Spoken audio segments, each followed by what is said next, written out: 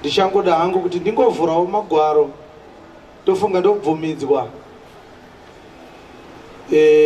kune vanotenda vanga vachiombera kuti Abrahamu sezvaakapa chegumi kuna Melikizedheki, isu tinofanira kuchipa kuna Kristu, nekuti Kristu muprista wegwara raMelikizedheki, tichiteedzera Abrahamu baba vedu. Ndichakutaurirai ndakasimba, ndichakuudzai vhangeri, ndichazviita ndakasimba, nekuti chinangwa changu kuda kuti muzive chokwadi. Kana machiramba henyu munongonotsva nauye kuconvictwa unto sin inongoitika chete kana paparidzwa shoko rechokwadi.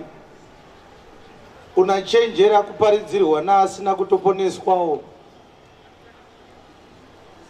Ichokwadi here kuti chegumi chinobviswa muNew Testament nekuti Abrahamu akachipa Melikizedheki. Ichokwadi, hachisi chokwadi, ifraud. Ifraud inofanira kugamuchirwa nevanonzi navarungu half pay half wits, vanhu vane mafyuza akadambuka vasingabvunzewo.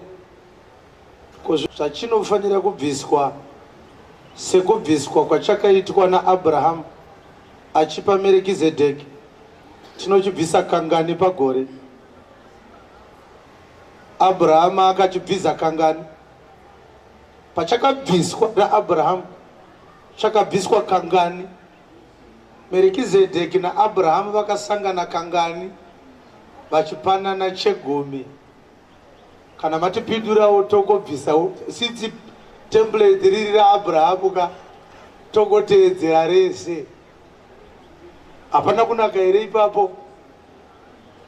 Tochiziva kuti pamwedzi Abrahama aisangana naMelikizedheki kangani, ko pagore topota tichiteerawo mashure mababa Abrahama. Ko iye Abrahama akabvisa chegumi kuna Melikizedheki, ari kunzi Melikizedheki ndiKristu. Saka hanzi chegumi chinopiwa Kristu, ndachinopiwa kuchechi. Jesu akati kuna Pauro, uri kutambudza chechi, uri kutambudza inini. Anga asiri pano here Jesu? Haana kuita 3 years achiparidza. Kana aichida tiratidzei paakambochitora. Aiwa vadikati Jesu angatange kuda chegumi muna 2018 azviite. Ngataura nechokwadi, chechi ndeyekudhara iyi yakatangwa nerufu rwaJesu. Nauye kubhabhatidza yatiri kuita yakaitwa naJesu. Nauye kugamuchira mweya mutsvene yakaitwa naJesu. Nauye kuparidza yakaitwa naJesu. Yechegumi ndo yaakakanganwa. Jesu akakanganwa here kutora chegumi ari pano? Tokubva azoti chikandititorerewo, ndakanganwa, ndangovarayirwa. Imi mibvunzo inoda kuti ipiwe because mavhesi ese amavhurirwa hapana echegumi. Muri kunyeperwa kuti kune zvegumi zviviri chakabviswa nenzira yemurayiro kozoita chenyasha. Kunyeperwa. Regai tikuvhurire ini mavhesi anototaura zvechegumi zvisingade interpretation. Nemo muverengo wangu hapa Matthew chapter 23 verse 23. Jesu ari pano akatombotaura nezvechegumi. Tingade kunzwa kuti akati ndipei here? Kana uchida hako kubvisa ida unobvisa. Ko imari yakozve. Uye kana waakuzotsva uchangotsva wega. Asi kana uchitenda kuti Mwari anoda chegumi, wadi wanatsoratidzwa mavhesi achakapiwa Mwari muNew Testament. Ini ndakazvarwa 1985, kureva kuti ndakazvarwa 1985 years Jesu azvarwa. kureva kuti ndakazvarwa probably 1940 something years Jesu akwira kudenga. Ini ndine mubvunzo mumwe chete uri simple. Tiri kuresponda kunhau dzavhuriswa bhaibheri dzikaitwa fraud pano, vamwe vatoombera maoko. Hapana kana vhesi yamavhurirwa pano yati chegumi ngachipiwe vashumiri vaJesu muNew Testament. Kana paina nayo izvezvi imi vamuchinzwa imi uyai muiverengapo. Vhesi yavhurwa ichinzi Jesu akati izosarai muchibvisa chegumi. Kwanditi kuparidza kuvhura bhaibheri. Chinonga vhure bhaibheri wotaura nhau yekutendeuka kwaPauro. Woti Jesu paakati Pauro uri kutitambudza yotonzi toinobvisisa chegumi ichoyo. Aiwa. Kana ukanzi grade 1 hauna kusvika shamwari. Usanyeperwa kusvika ipapo. Kuti pakatendeudzwa Pauro naJesu ndo pakanzi chegumi chibviswe. Musanyeperwa vadikani. Murume uyu ibavha. Unoda kukubira imari nebvangeri yechegumi. Ibavha ichokwadi. This is simple. Kana muchida kuzomunzwa mangwana uyai monyora mibvunzo yandinayo momupa moti waida kupindura nezuro chipindura nhasi. Mubvunzo wokutanga ndewekuti Abrahamu zvaakapa chegumi kuna Merekizedheki akabvisa kangani, vakasangana kangani Abrahamu naMerekizedheki. Saka iwe uri kutora chegumi kangani uchiteedzera Merekizedheki akapiwa chegumi ka1 uri kubvisa kangani. We ndo mubvunzo wokutanga.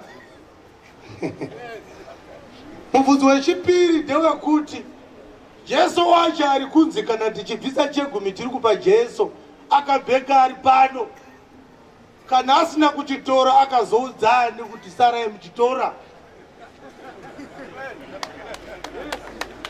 Umberera Jesu maoko haumboita shanje. Indoparidza chokwadi kana mukandivenga hapana zvamunondiita. Kana Jesu aida chegumi tipei vhesi yaakachitora. Asi Jesu akatora maofferings, vhesi iripo. Isati paridze private gospel. Vakauya vachinyepa panapa kuti ndakati Jesu haasi Kristu.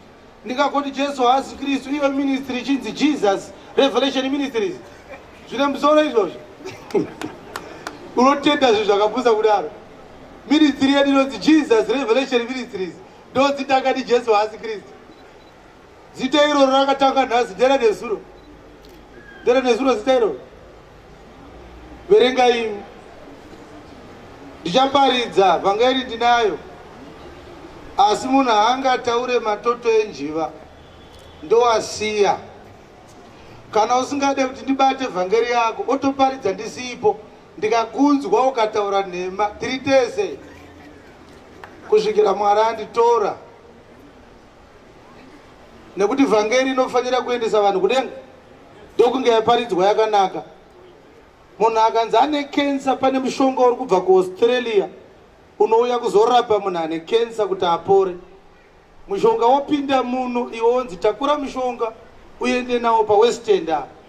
Wasvika muHarare Gardens wogara pasi wotanga kuisa parafini muchigubhu chemushonga wekensa.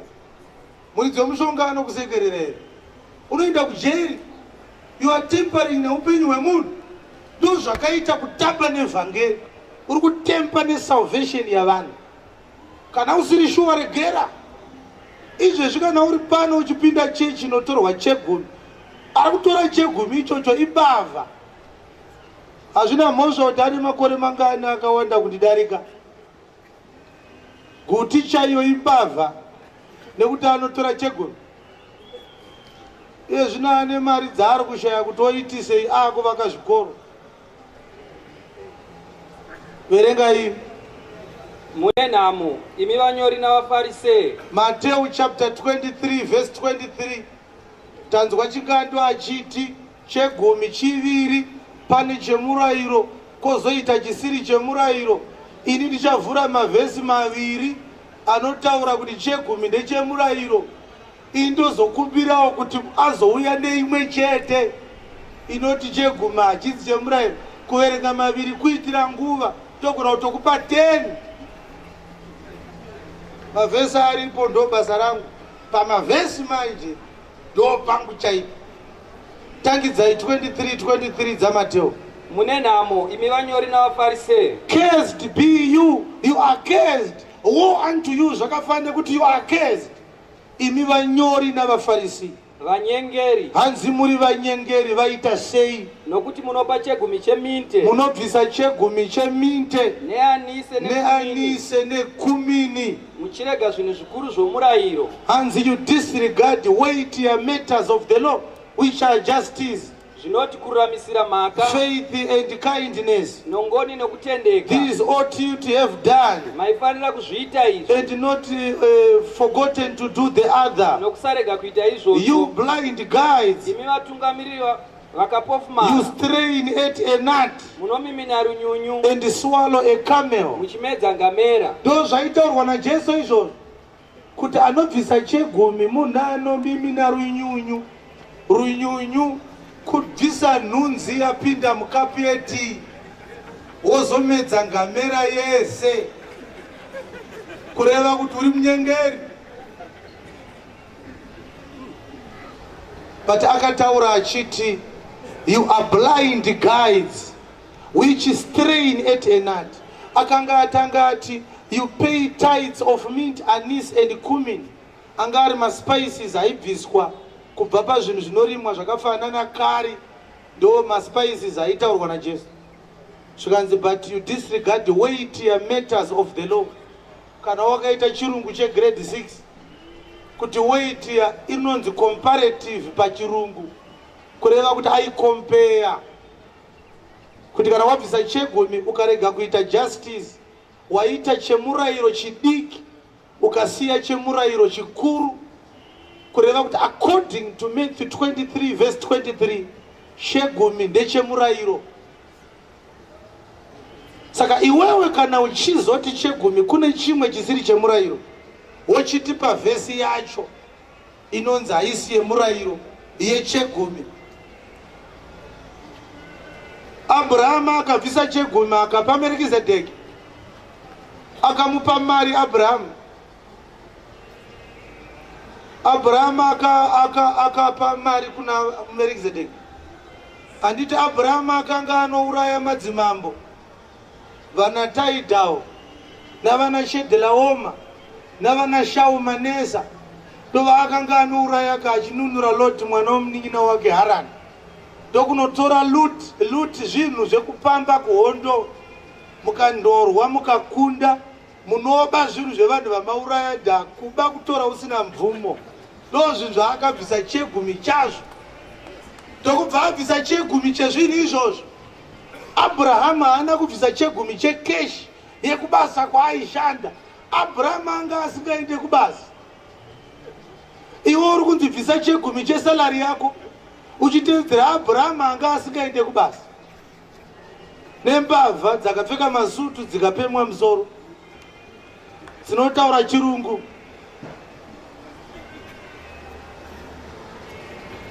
Abraham abvisa 10% yezvinhu zvaakanga aluta, 90% yacho haana kusvika nayo kumba. Enda unovereka bhaibheri rako zvakanaka, chapter 14 yaGenesis, tikupuruvhire haana kuenda nazvo kumba. Iwe uri kubvisa 10%, 90 wodziita sei? Nekuti Abraham akazopa zvinhu izvozvo kuna vana Bhera navana Bhesha, madzimambo eSodhomu neGomora. Verse 17. Ipapo mambo weSodhoma wakabuda kunosangana naye pakudzoka kwake pakuraya Kedhoraoma namadzimambo akanga anawo pamupata weShavhe, mupata wamambo. Yes. Merikizedheki mambo weSaremu Yes. akauya nechingwa newaini. Iye wakanga ari muprista waMwari wokudenga denga. Saka ndakukuratidza fraud yaitwa pano maminitsi mashoma apfuura. Zvanzi Merikizedheki akapa Abrahamu chingwa newaini zvairepresenta muviri neropa raJesu. Saka iwe bvisa chegumi, kureva kuti chingwa newaini zvakapuhwa Abrahamu naMelkizedeki zvine zvazvairepresenta. Chingwa chegumi ndo chakasara chisina zvachairepresenta. Icho chiri kungotorwa chiri dry. Mumwe mubvunzo wamunogona kumubvunza futi kuti chingwa newaini zvawati iwewe zvakapiwa Abrahamu naMelkizedeki wati zvairepresenta ropa nemuviri waJesu. Chegumi ndo chisina zvachinorepresenta. Inotori keshi chayo itouya inayo. Kwinge wati zvairepresenta wani. Mutemo wokurepresenta waperera pachegumi. Tikasvika pachegumi so representation inobva yapera. Chiuya ine keshi. But kuchingwa ukaiwa muviri waJesu neropa zvine zvazvaireva. But pachegumi uya imari chaiyo itouya inayo. Imbavha idzi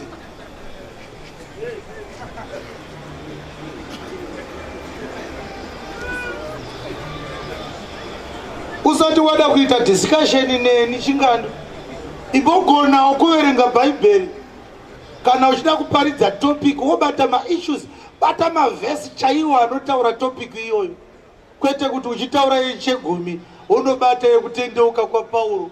Hazvina ukama izvozvo. Ndokubvocha kwacho iko out of topic. But pane imwe vhesi futi yakataurwa nezvechegumi ndichaiverenga ndandato ndinoparidza manje vhangeri nayo. Vhangeri ripo haiperi. Madikani ndokutaurirai ndakamira panapa. Mwari achandibvisa pano asi ndichiri pano. Dai mharidzo dziri kuparidzwa nevarume vari kuseruka dzekuti Mwari ngaanamatwe kuti vanhu vakomborerwe, uye dai mhari dzekuti chegumi chikabviswa munhu anoita mari.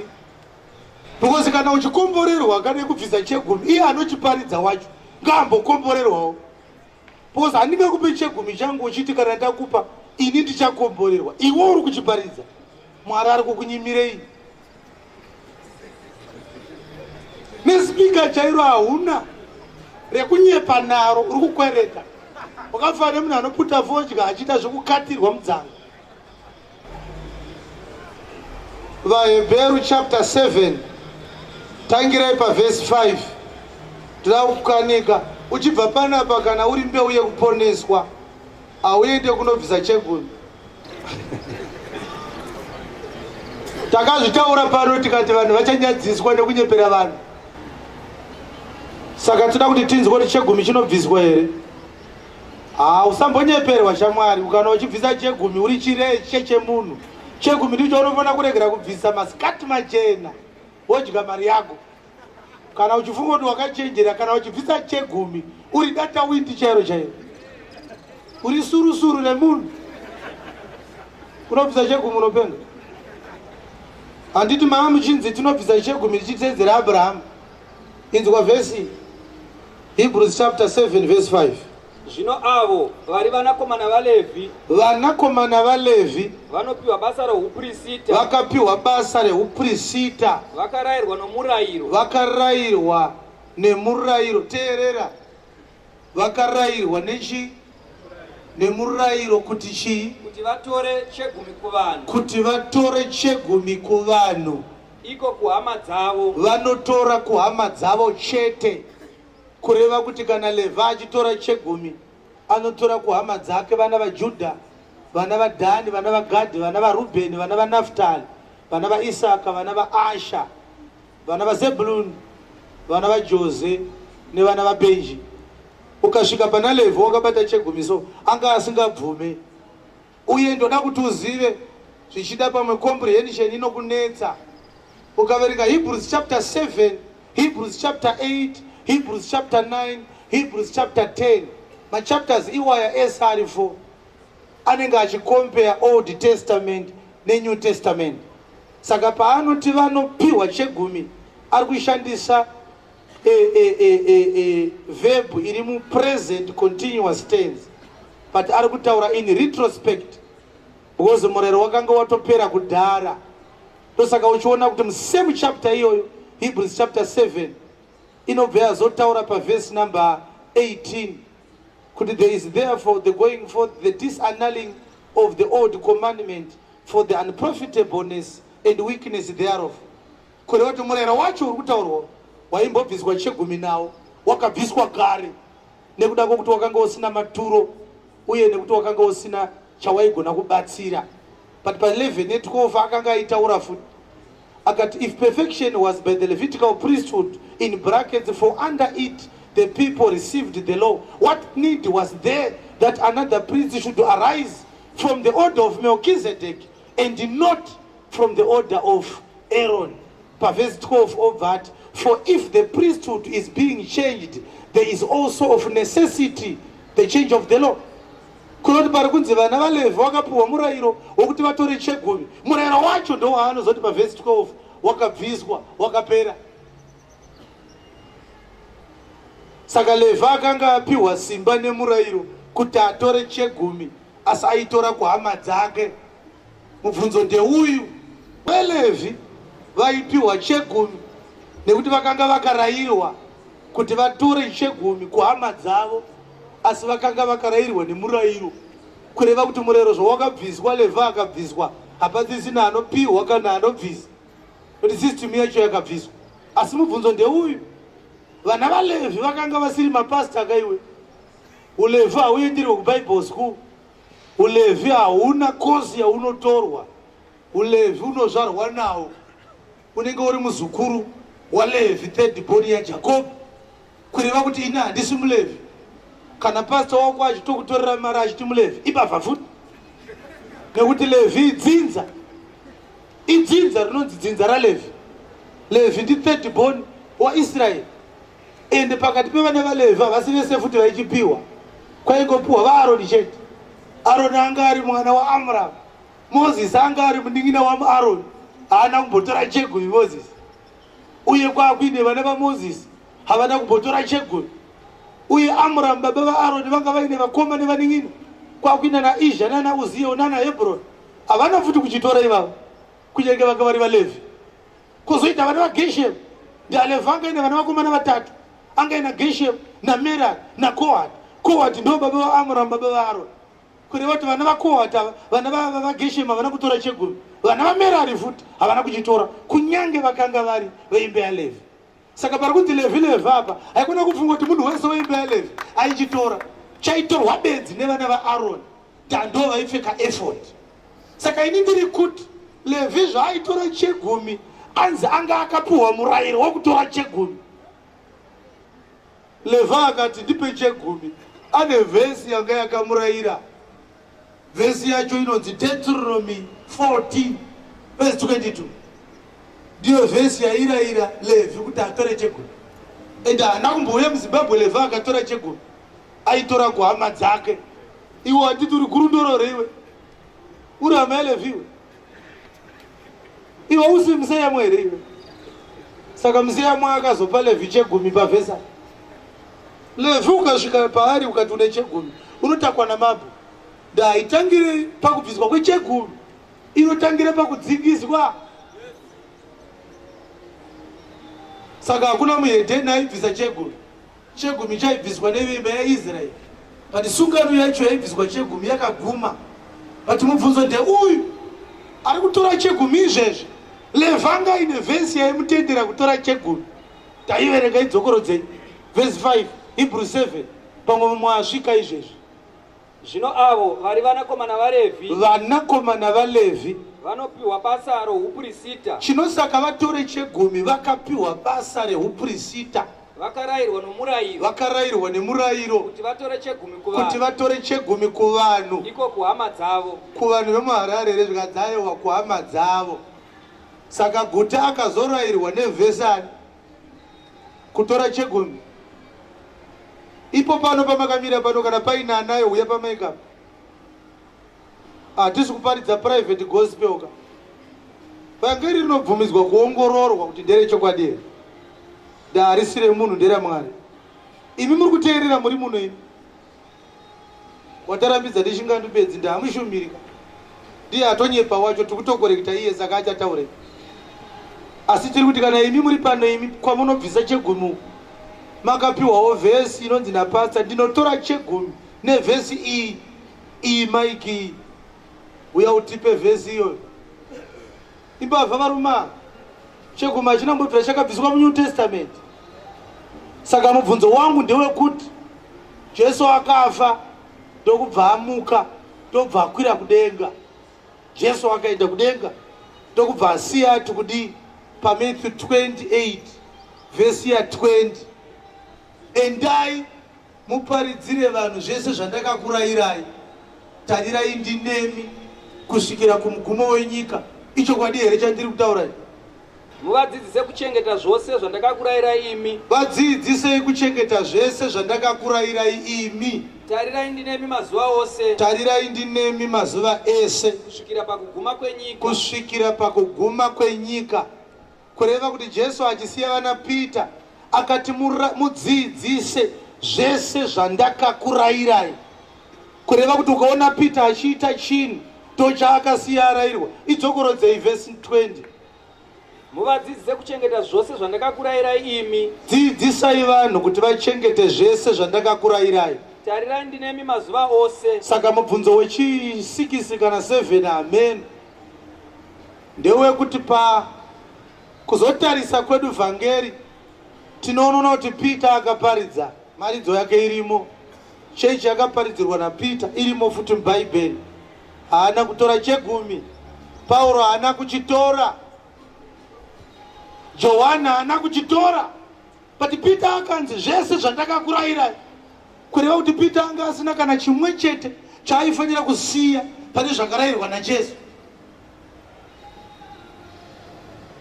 Kubva pana Matthew kusvika pana Revelation hakuna kana 1 munhu akatomboedza kuuya nechegumi kuna Jesu kana akaedza kuuya nechegumi kuna Peter. Uye Peter achiparidza nhau yekupa haana kumbobata nhau yechegumi. Pauro akaiparidza nhau yekupa haana kumbotaura chegumi. Vanhu havasi kurambidzwa kupa asi vanobvisa chegumi vari kumhura nyasha dzaMwari. Saka kana chegumi chisingabviswe vanhu vanopa sei 9:7 dzavakorinde vechipiri. Ndiyo vhesi inotaura kuti vanhu vanopa sei kuNew Testament. Hapana kutaurwa zvechegumi ipa. Yes. Mumwe nomumwe ngaape. Yes. Sezvaakafunga pamwoyo. Tsokorodzai. Mumwe nomumwe ngaape sezvaakafunga pamwoyo. Mumwe nemumwe ngaape sezvaanofunga pamwoyo pake.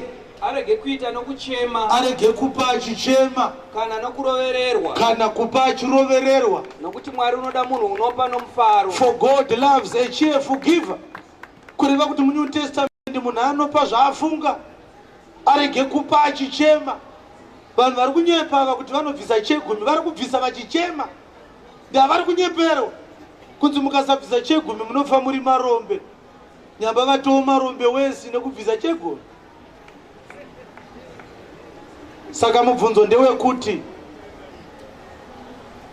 akazodzoka Jesu akaudza chingando pane zvandakakanganwa kuudza ana Peter, chitora chegumi wewe chotangira pana guti kana pana chingando chisina kubviswa kuna Pauro. Chechi ya Jesu yakatangira pano pana first pano. Bvunza ari pane dzine wewe kuti chechi ya Jesu yakatangira here pana first pano. Yakatangira kumuzarabari chechi ya Jesu kana kuchipinge kunobva gutu. Atiti chechi ya Jesu yakatanga kudhara paJerusarema. Nekuti akati muchagamuchira simba kana mweya muchena uya pamusoro penyu, ipapo muchawa zvapupu zvangu kutanga paJerusarema. Ndo mashoko akataura 1:8 dzamabasa akati kutanga paJerusarema. Kureva kuti vhangeri yaizotanga kuparidzirwa kupi? PaJerusarema. Zvino paJerusarema hachina kubviswa, paAntioka hachina kubviswa chegumi, paDhebha hachina, paTyatira hachina, wena paEfeso hachina kubviswa, paKorinda hachina, paFilipi hachina kubviswa, paRoma hachina, paPisidia hachina, paListra hachina, paGreece hachina, Cyprus chegumi hachina kubviswa, chakazotangira paHarare.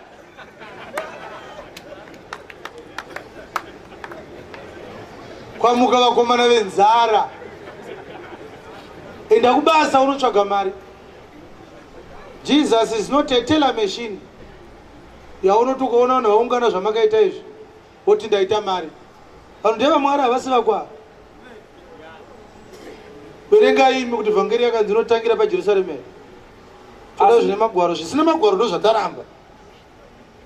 Asi muchapiwa simba. Muchapiwa simba. Kana mweya mutsvene wauya pamusoro penyu. Kana mweya mutsvene auya pamusoro penyu. Ipapo muchava zvapupu zvangu mobva matanga kupupura Jesu paJerusarema. NapaJudhea rose. Mobva maenda Judhea. NapaSamaria. Mobva maenda kuSamaria. Nokusvikira kumugumo wenyika. Mozonosvika kuHarare naro. Saka raifanira kusvika kunoku rakafanana nerakaparidzwa kuJerusarema. Zvino riri kuno neriri kuJerusarema zvasiyana. KuJerusarema kwava kusingabviswe chegumi. Toteedzerana. Saka mibvunzo iyi inoda mavhesi kuti agouya. Mutiudze kuti Pauro anga asina knowledge here nemavhesi iwaya.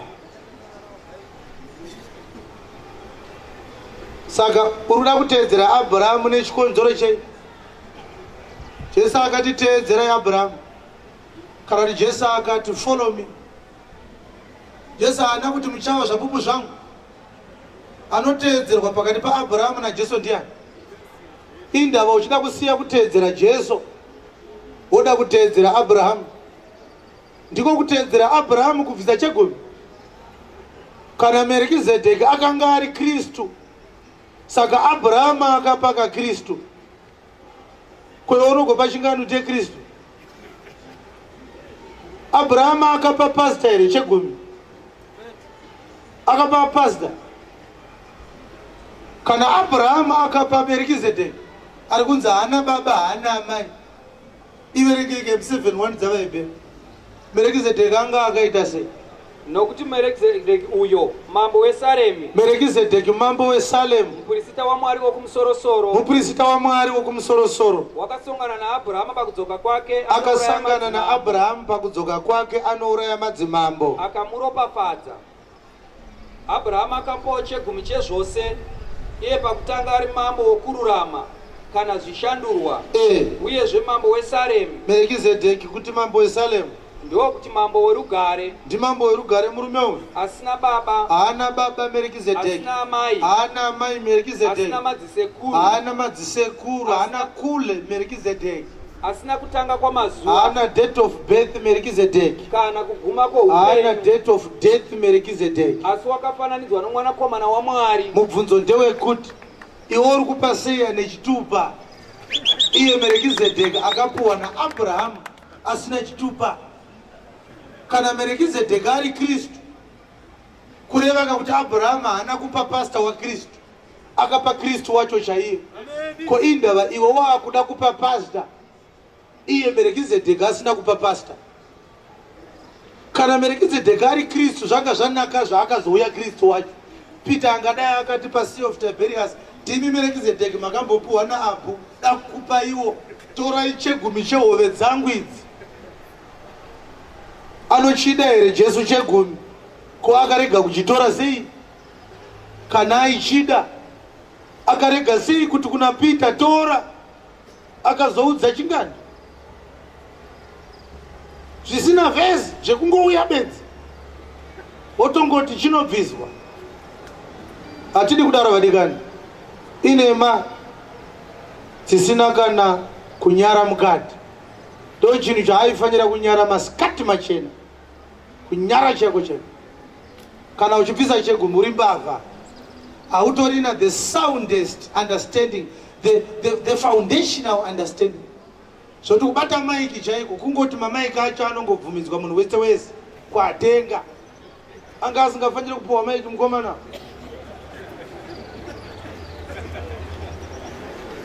Ini ndiri kubvunza mibvunzo iri credible, ine magwaro anoda kupindurwa.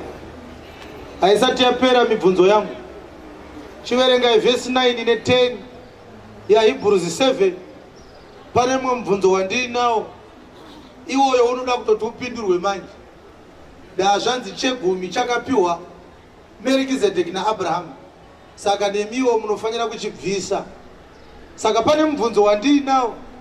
uyu unofanira kuunyora pasi kana uchibirwa unobvunza vari kukubira. Hebrews chapter 7 verse 9 ne 10. Zvino tingati kudii? Zvino tingati naRevhi unopiwa zvegumi. Levhi unopiwa chegumi, hanzi tinogonawo kudaro. Iyewo wakapa zvegumi muna Abrahama. Nekuti hanzi tinogona kutoti Levhi akanga atobvisa kare, akabvisa ari muna Abrahamu. Nokuti wakanga achiri muchiuno chababa vake. Nekuti Levhi wakanga achiri muchiuno chababa vake Abrahamu pakusongana kwake naMerikizedheki naye. Ndokusaka Levhi asingabvise achinzi ngaapiwe, nekuti akanga abvisirwa naAbrahamu.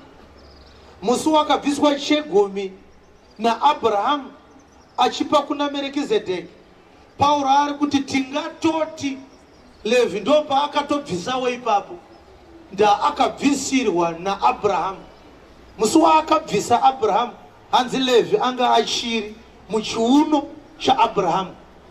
Chinosaka Levhi arege kubvisa inhau yekuti akabvisirwa nababa vake Abrahamu.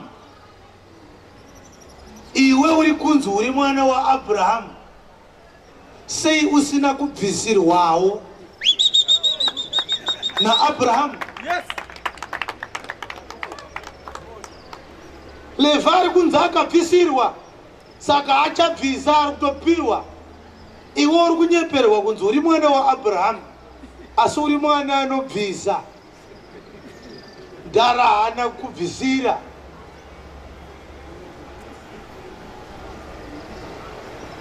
Vadikani musanyeperwe.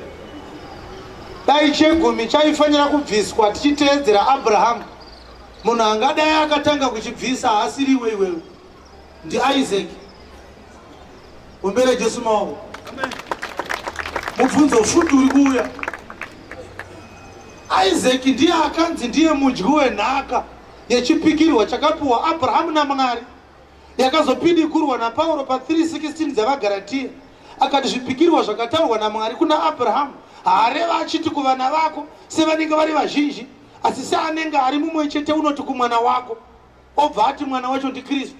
But pachapter 9 yavaRoma unenge ataura kuti no, havasi vese vana vaAbrahamu vakanzi ndivo rudzi rwaAbrahamu, asi muna Isaka ndo maakanzi achakomborerwa Abrahamu, kureva kuti Isaka ndiye akanga ari mudyi wenhaka yaAbrahamu. Zvino iwe naIsaac anofanira kuti ndiri mwana waAbrahamu ndiani? Wadairei vadikani? Dati iwe naIsaac anofanira kuti ndiri mwana waAbrahamu ndiani? NdiIsaac. Chindiburitsira vhesi yakabviswa chegumi naIsaac.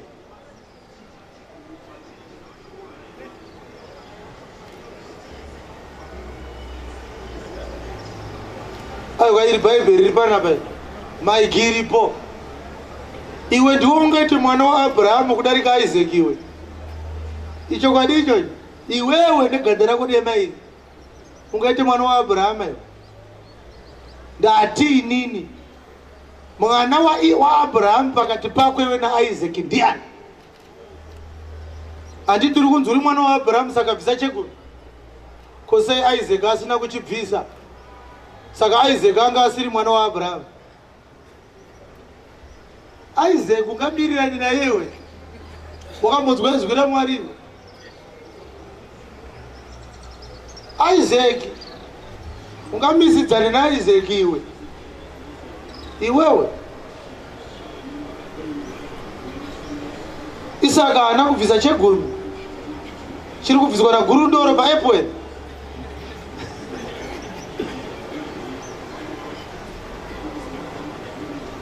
Tendeuka mudikani, usanyeperwe.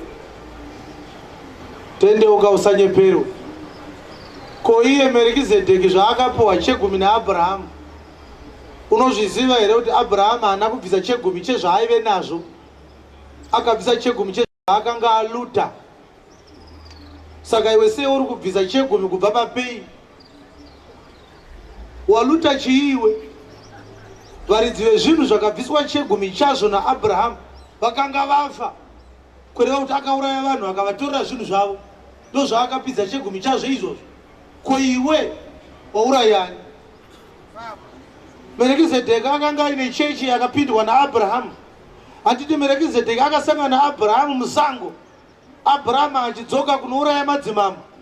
Kweuri kuenda kuchechi nechegumi ndozvakaitika izvozvo.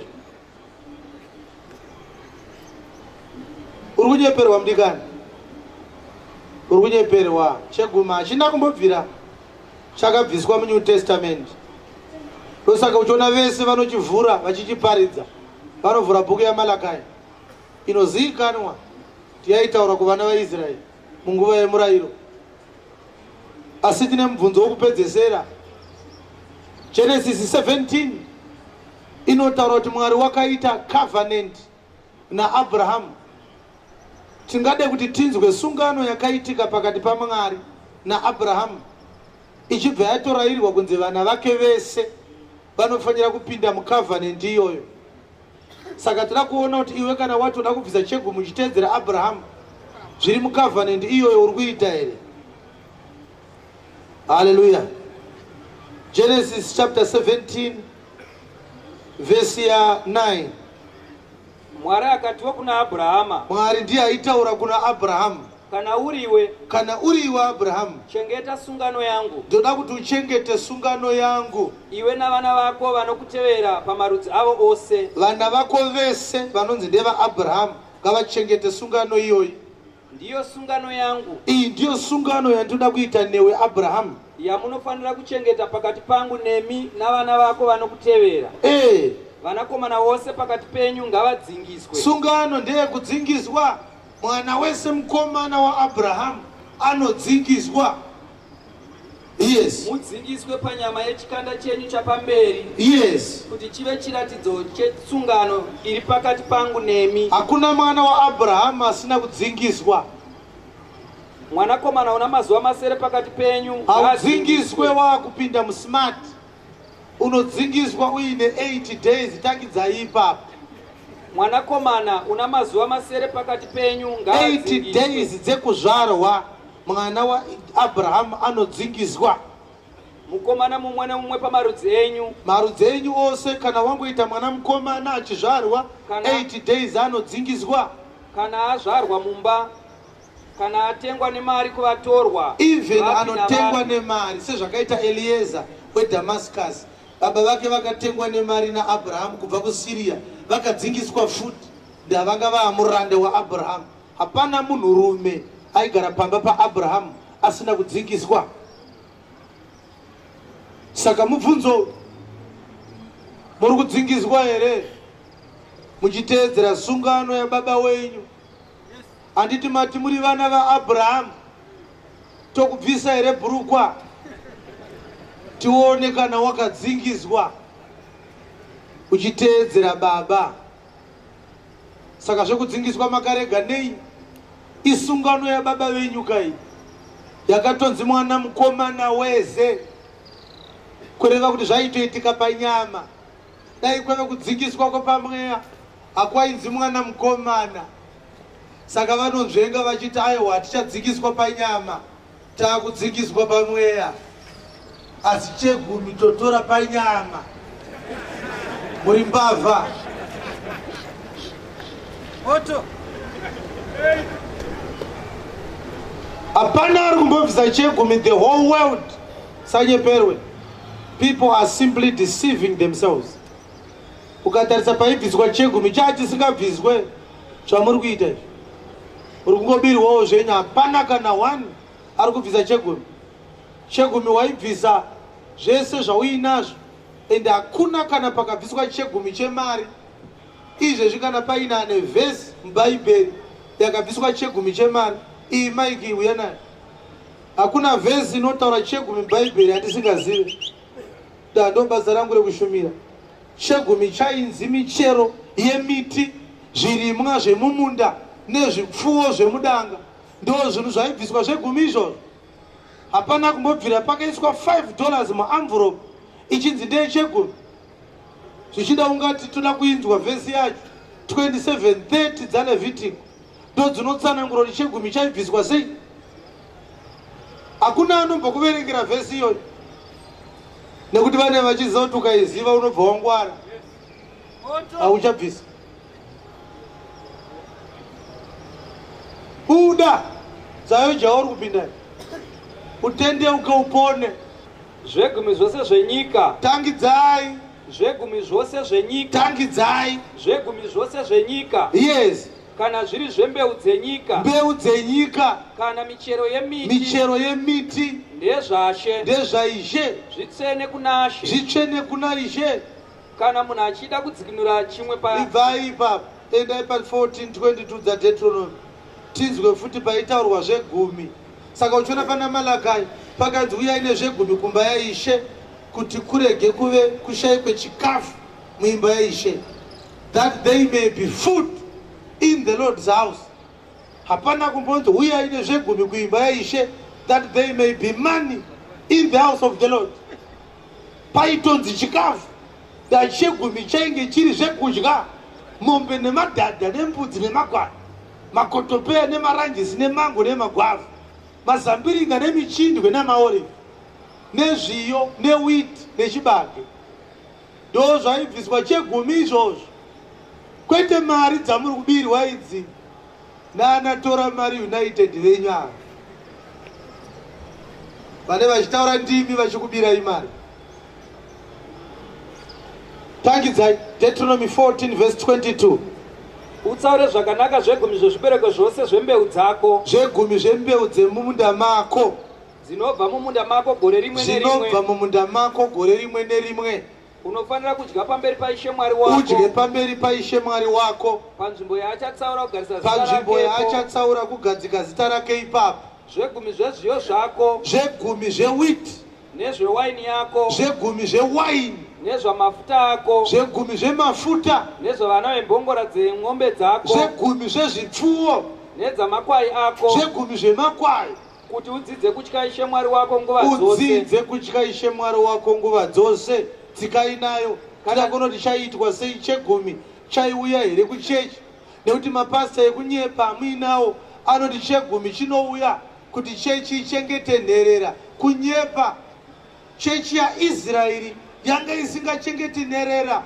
Nherera dzanga dzakatonzi iwe muHebheru kana kuina anotambudzika ari mumamusha mako unofanira kumupa. Kana warima ukatora witi ukakohwa zvinodonha mumunda mako zvainzi hauchadzokera kunozvitora. Ndo zvinotorwa nenherera nechirikadzi nevanotambudzika nevanopfuura. Chechi yaIsraeri yanga isina allocation yezvekunzi vanoshupika vanochengetwa nechechi. Hakuna zvakadaro. Saka chegumi chaizoitwa sei? kana nzira iri kuresa Saka vaizonzi endai munodyira chegumi chenyu kwakati. unofanira kudya pamberi paIshe Mwari wako Chegumi chainzi unofanira kudya pamberi paIshe Mwari wako. Iwewe nyakubvisa chegumi ndiwe waichidya mazuva emurayiro. Iko kunyepa kwacho kwavanoita kuti chegumi choda kuchengeta nherera. Vapedza kudaro voti futi tinobvisa chegumi tichiteedzera Abrahamu. Ndipei list renherera dzakachengetwa naMerikizedheki. Apuwa chegumi naAbhurahamu. Ambavha zvadzakaita. Ati bvisai chegumi muchiteedzerani. Abraham akapa Merikizedheki. Pedzezvo vozoti tauchengeta nherera. Makambonzwa kuti Merikizedheki akazochengeta nherera nechegumi chaakapuwa naAbhurahamu. Handiti nherera yakataurwa kuvaIsraeri. Ine asataura zvakadaro. But unoona kuti isu tinonzwa vhangeri idzodzo tichiitenda. Tisu takadzungaira. Hatibatanidze zviri kutaurwa kuti titi ichokwadi here. Ayo vanhu vaIsraeri vaibvisa chegumi vachidya chegumi chavo only kuti vaidya nechirikadzi nenherera. Hakuna chaipiwa muLevhi. MuLevhi aitozotora zvinenge zvasara chegumi chaidyiwa in one day. Saka vese vaiuya musi iwoyo vodya zvasara zvese muLevhi ozotakura voenda nazvo. Saka kuNew Testament hakuna kumbonzi uyai nechegumi kuti vaapostora vangu vaone zvekudya. Hakuna vhesi iyoyo. Vhesi yaitaura kuna Malakai yairimainda Israeri kuti abvise chegumi nekuti ndiye akanga apiwa murayiro wokubvisa chegumi naMwari. Pamavhesi maviri andakutaurirai, Leviticus 27 verse 30 naDeuteronomy 14 verse 22. zvese zvamunotaurirwa izvo ndezvenema. Inini ndini ndiri kutokutaurira chokwadi. Hakuna chegumi chinobviswa naakatenda. Asi ndichipedzisa nhau iyi nanga ndati 30 minutes dzazowanda, ndichada kuverenga mavhesi matatu anotaura kuti sei tisingafanire kubvisa chegumi. Tazvinzwa kuti hachibviswe, but why should we not pay tithe to church? Tichaverengerwa bhuku yavaGaratiya. VaGaratiya, vakanzi vaGaratiya vekusafunga, ndo yatichaverengerwa. Asi now tichaverenga chapter 3 verse 10 ne11. Ipapapa pakakotwa pakataurwa naPauro paGalatians chapter 3 verse 10. Akanga achikota Deuteronomy chapter 27 verse 26. Ndo yakotwa naPauro, kureva kuti Pauro akaparidza achitokota imwewo vhesi yanga iri kumurayiro inoti, cursed is everyone who continues not in all things that are written in the law to do them. Ndiyo vhesi yaikotwa naPauro, akanga aitora kuDeuteronomy 27 verse 26. Ngatinzwe kuti akaikota achiti, nokuti vose vari mabasa omurayiro, vese vanoteedzera mabasa emurayiro vari pakutukwa, vakatukwa. nokuti kwakanyorwa kuchinzi, Kwakanyorwa kuchinzi ndo paakaikota. Kwakanyorwa kuchinzi, vakatukwa vose vasingarambiri pazvinhu zvose zvakanyorwa mubhuku yomurayiro kuti vazviite. kuti vazviite. Verse 11, nekuti chii? Zvino zvinoonekwa kuti hakuna munhu unoruramiswa nomurayiro pamberi paMwari. Saka kana ukateedzera murayiro unobva wave munhu akatukwa, nekuti murayiro uchipiwa naMwari kuna Mozisi kuti upiwe vaIsraeri wakanga uchinzi unoteedzerwa wese.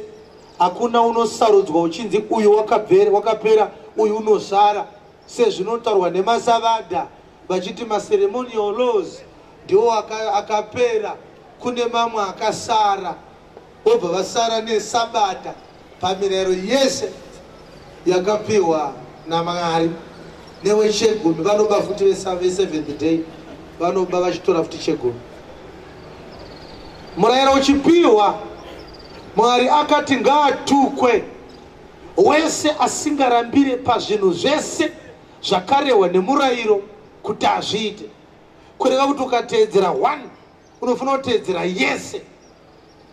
Izvo haiteedzereke murayiro. Ndokusaka tiri kuti chegumi hachibviswe, nekuti ukachibvisa unobva wava wakaita sei? Wakatukwa. Galatians chapter 5 verse number 1 kusvikira pa4.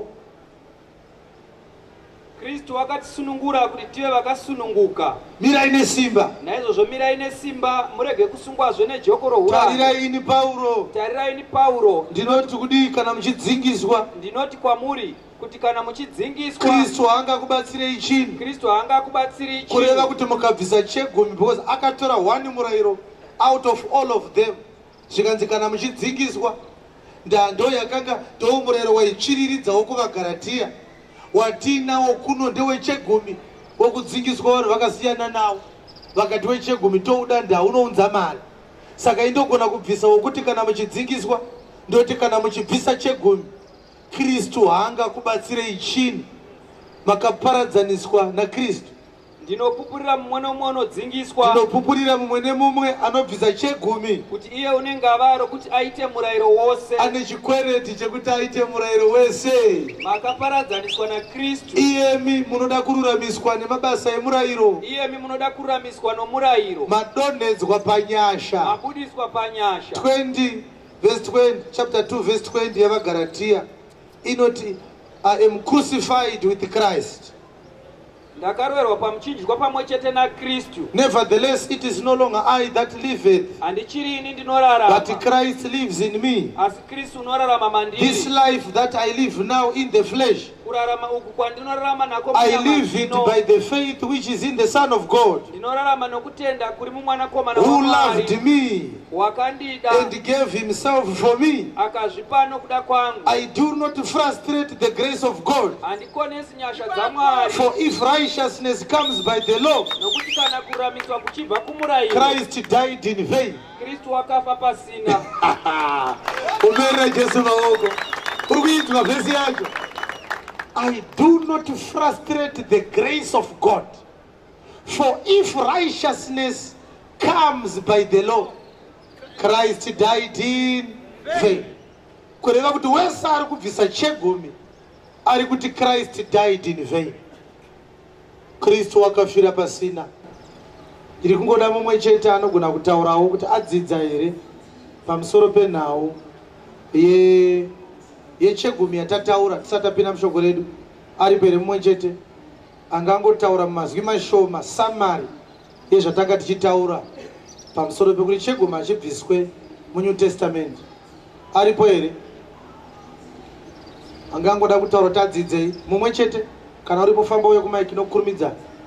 Tiri kungoda mumwe chete angataure kuti adzidzei, atanga kunzwa nhau iyi for the first time. Nhasi uyai, hatisi kuda vanowanzouya, tiri kuda munyowani. Kana wanga uchitobvisa chegumi utorega idya mari yako kutanga nhasi. Kana wafunga kupa, hakuna vhesi inokupa percentage yekuti unopa mari. Shoko rati mumwe nemumwe anopa sezvaanofunga mumwoyo make. Kana ukafunga kubvisa pei yese ndiwe, ukafunga kubvisa 50 cents papei yako yese ndiwe. Usanyeperwa kunzi Mwari achakuvhurira mawindo ekudenga. Ndezvekunyepa, hakuna mawindo anombovhurwa. Dai aivhurwa vari kutora vangadai vakamira kutora vachiti yakwana tazovhurirwa chimira yekubvisa. Chinosaka varambe vachikutorera, haasi kuvhurwa. Saka regai tivape mukana vataure kuti vadzidza chii. Ini ndadzidza zvakawanda zvikuru papanguva yandasvika panapa. Chinhu chandadzidza ndechekuti ichokwadi kuti vanhu vazhinji vanopinda dzikereke dzinobviswa mari idzodzo dzakasiyana siyana, dzinotaura nemazita akasiyana siyana, vanenge vachirwadziwa.